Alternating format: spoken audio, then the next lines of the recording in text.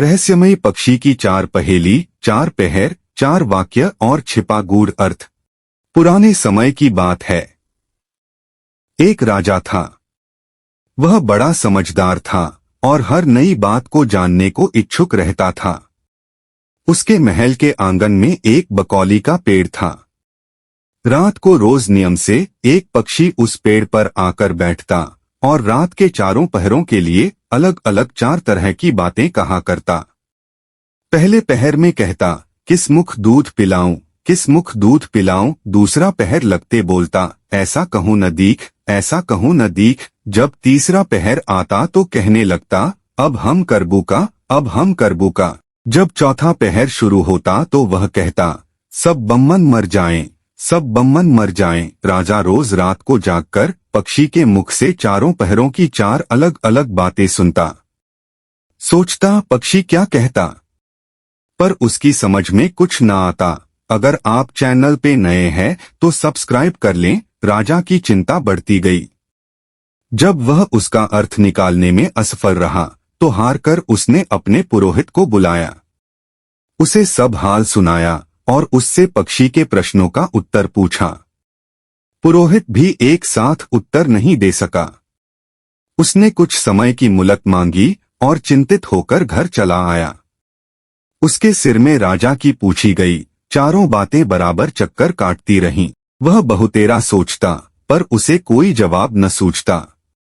अपने पति को हैरान देखकर ब्राह्मणी ने पूछा, तुम इतने परेशान क्यों दिखते हो? मुझे बताओ बात क्या है? ब्राह्मणी ने कहा, क्या बताऊं, एक बड़ी ही कठिन समस्या मेरे सामने आ खड़ी हुई है। राजा के महल का जो आंगन है वहां रोज रात को एक पक्षी आता है और चारों पहरों में नित्य नियम से 4 अलग अलग बातें कहता है। राजा पक्षी की उन बातों का मतलब नहीं समझा तो उसने मुझसे उनका मतलब पूछा, पर पक्षी की पहेलियां मेरी समझ में भी नहीं आती। राजा को जाकर क्या जवाब दूं, बस इसी उधेड़ बुन में हूं। ब्राह्मणी बोली, पक्षी कहता क्या है, जरा मुझे भी सुनाओ। ब्राह्मणी ने चारों पहरों की 4 बातें कह सुनाई। सुनकर ब्राह्मणी बोली, वाह, यह कौन कठिन बात है, इसका उत्तर तो मैं दे सकती हूँ। चिंता मत करो, जाओ राजा से जाकर कह दो कि पक्षी की बातों का मतलब मैं बताऊंगी। ब्राह्मण राजा के महल में गया और बोला, महाराज, आप जो पक्षी के प्रश्नों के उत्तर जानना चाहते हैं उनको मेरी स्त्री बता सकती है। पुरोहित की बात सुनकर राजा ने उसकी स्त्री को बुलाने के लिए पालकी भेजी। ब्राह्मणी आ गई। राजा रानी ने उसे आदर से बिठाया। रात हुई तो पहले पहर पक्षी बोला, किस मुख दूध पिलाऊं, किस मुख दूध पिलाऊं। राजा ने कहा, पंडितानी सुन रही हो, पक्षी क्या बोलता है? वह बोली, हाँ महाराज, सुन रही हूं। वह अधकट बात कहता है। राजा ने पूछा, अधकट बात कैसी? पंडितानी ने उत्तर दिया, राजन सुनो, पूरी बात इस प्रकार है। लंका में रावण भयो 20 भुजा 10 शीश, माताओं की जा कहे, किस मुख दूध पिलाऊं, किस मुख दूध पिलाऊं। लंका में रावण ने जन्म लिया है, उसकी 20 भुजाएं हैं और 10 शीश हैं। उसकी माता कहती है कि उसे उसके कौन से मुख से दूध पिलाऊं। राज बोला, बहुत ठीक, बहुत ठीक, तुमने सही अर्थ लगा लिया। दूसरा पहर हुआ तो पक्षी कहने लगा, ऐसो कहूं न दीख, ऐसो कहूं न दीख। राजा बोला, पंडितानी इसका क्या अर्थ है? पंडितानी ने समझाया, महाराज सुनो, पक्षी बोलता है, घर जम्ब नवदीप बिना चिंता को आदमी, ऐसो कहूं न दीख, ऐसो कहूं न दीख। चारों दिशा, सारी पृथ्वी, नवखंड सभी छान डालो पर बिना चिंता का आदमी नहीं मिलेगा। मनुष्य को कोई न कोई चिंता हर समय लगी ही रहती है। कहिए महाराज, सच है या नहीं? राजा बोला, तुम ठीक कहती हो। तीसरा पहर लगा तो पक्षी ने रोज की तरह अपनी बात को दोहराया, अब हम करबू का, अब हम करबू का। ब्राह्मणी राजा से बोली, महाराज, इसका मर्म भी मैं आपको बतला देती हूँ।